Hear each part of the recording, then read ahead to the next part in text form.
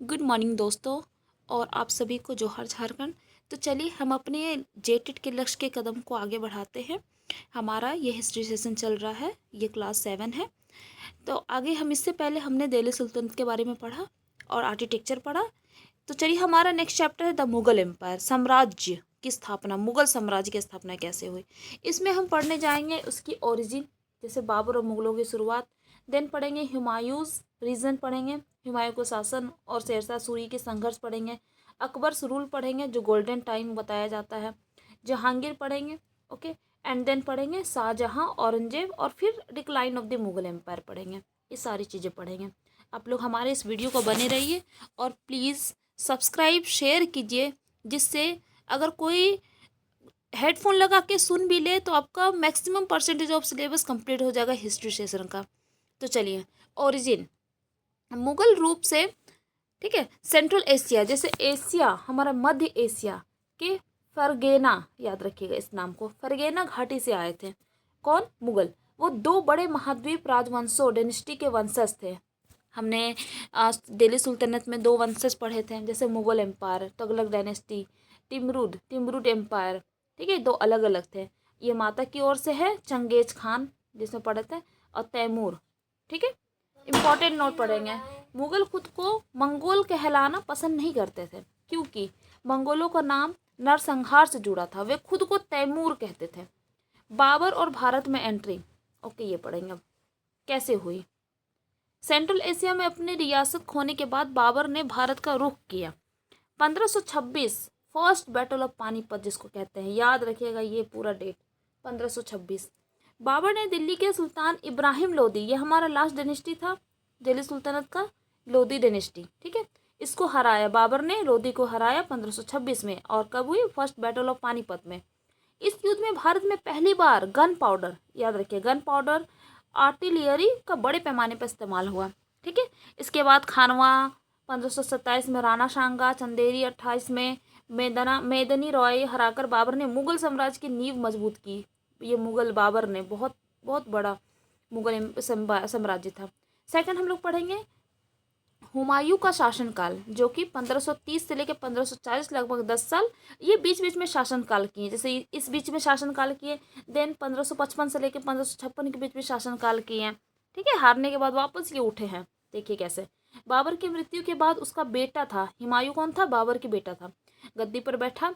हुमायूं को शासनकाल में काफ़ी उतार चढ़ाव भरा रहा। जैसे देखिए, हुमायूं को अपने भाई जैसे कामरान, अस्करी, हिंदाल में साम्राज्य बांटना पड़ा, जिससे उसकी ताकत कमजोर हुई। ये तो जाहिर सी बात है, अगर हमारा साम्राज्य बांटना पड़ा तो एक इंसान का शक्ति तो कम हो गई ही।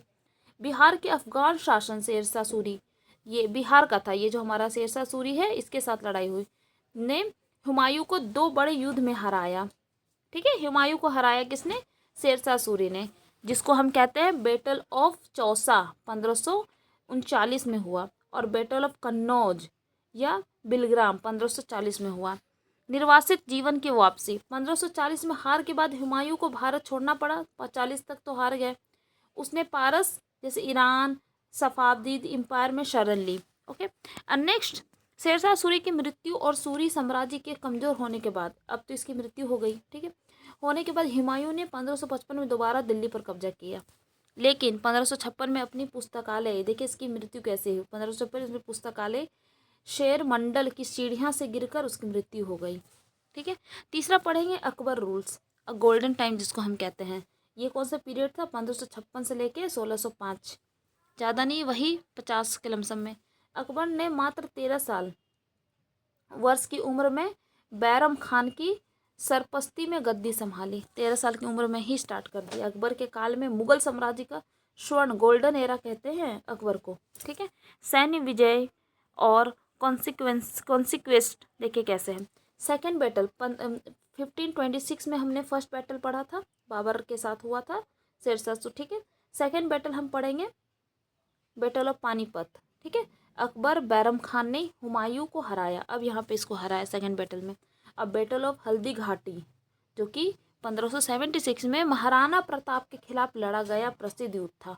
हल्दी घाटी, महाराणा प्रताप तो नाम सुने होंगे। ठीक है।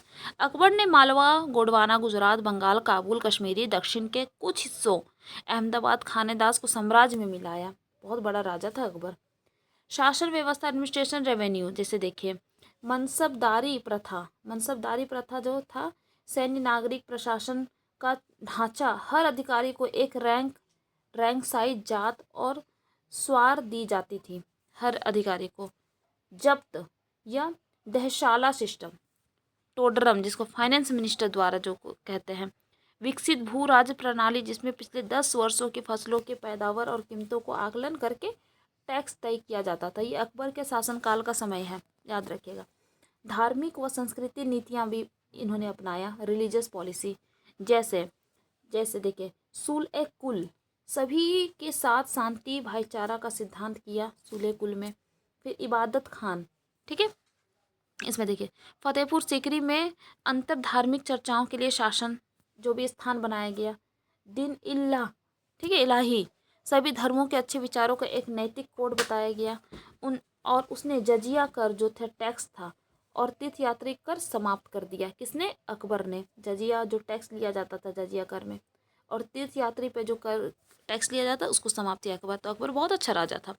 जहांगीर जो 1605 से लेकर 1627, लगभग 30 साल के लमसम में। अकबर के बाद उसका बेटा नाम था सलीम।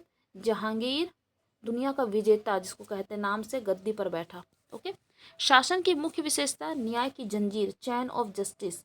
आगरा के किले पर एक सोने की जंजीर लगवाई जिससे खींचकर कोई भी सीधा सम्राट से न्याय मांग सकता था।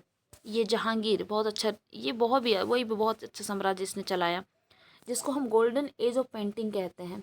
जहांगीर कला प्राकृतिक प्रेम थे। उसके समय मुगल चित्रकला अपने चरम पर थी। नूर जहां का प्रभाव देखिए, उसकी पत्नी नूर जहां, ठीक है, का प्रशासन पर बहुत गहरा प्रभाव था। सिक्कों पर भी उसका नाम अंकित किया गया, नूर जहां दिखाया था। अब पढ़ेंगे यूरोपीय आगमन। ब्रिटिश ईस्ट कंपनी जैसे आए, कंपनी उसमें कैप्टन कौन थे? हॉकिंस और सर थॉमस रो जहांगीर के दरबार में व्यापारिक छूट पाने के लिए आए। ठीक है।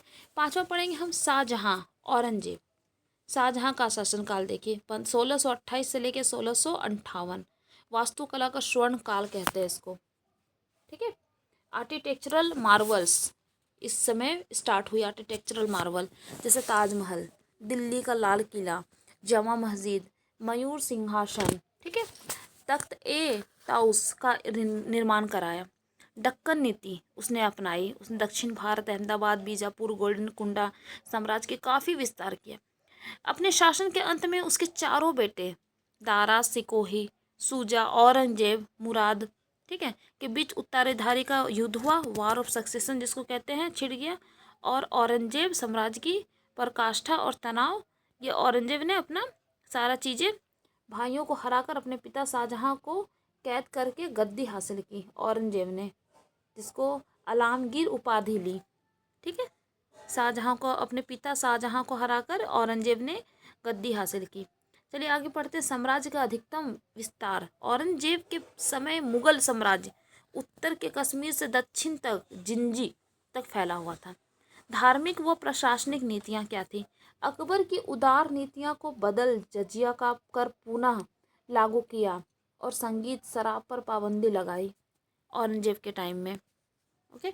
नेक्स्ट पढ़े हम लोग डिक्लाइन, दक्कन का नासूर। ठीक है। औरंगजेब जीवन के अंतिम 25 साल दक्षिण भारत में मराठों, याद रखिए, छत्रपति शिवाजी से लड़ने में व्यस्त रहा, जिसने मुगल खजाने को खाली कर दिया। इसने decline of the Mughal, Aurangzeb के समय से फिर मुगल साम्राज्य पे भारी चीज़ें होने लगी जो ख़त्म हो गए। 1707 में औरंगजेब की मृत्यु के बाद मुगल साम्राज्य का तेजी से पतन होने लगा। इसका मुख्य कारण क्या हो सकता है? देखें, वीक सक्सेशन, कमजोर उत्तराधिकारी जो थे कमजोर थी। ठीक है। औरंगजेब के बाद शासन अयोग्य विलासत साबित हुए। उत्तराधिकारी के नियम की कमी, हर राजा की मौत के बाद खूनी युद्ध होते थे जिससे सेना, अर्थव्यवस्था सब कमजोर होती थी। सभी लोग युद्ध में तो सभी मर जाते हैं ना। मराठों का उत्कृष्ट हुआ। छत्रपति शिवाजी महाराज और पेशवा के नेतृत्व में मराठों ने मुगलों को कड़ी चुनौती दी। ठीक है। जागीरदारी संकट, ये देखिए जागीरदारी क्राइसिस। जहांगीरें ने कम थी, ये छोड़िए। फॉरेन इन्वेंशन हुई, कुछ चीज़ें हुई, यूरोपीय शक्ति का उदय, ब्रिटिश और फ्रांसीसी शक्ति का बढ़ावा हुआ, इसके कारण मुगल साम्राज्य पे डिक्लाइन होता होता चला गया। अब ये क्विक रिवीजन हम लोग थोड़ा सा पढ़ लेते हैं। बाबर की स्थापना, हुमायूं संघर्ष का सूरी काल पढ़े, अकबर पढ़े, ठीक है। जहांगीर को कला का कूटनीति बोलते हैं, शाहजहां को वास्तुकला का बोलते हैं, औरंगजेब को अधिकतम विस्तार व नीतियां बोलते हैं, और डिक्लाइन पतन और क्षेत्रीय शक्ति का उदय। ये सारी चीज़ें हमने पढ़ा। चलिए, थैंक यू सो मच। आप लोग इस वीडियो पे बने रहिए और प्लीज़ देखिए।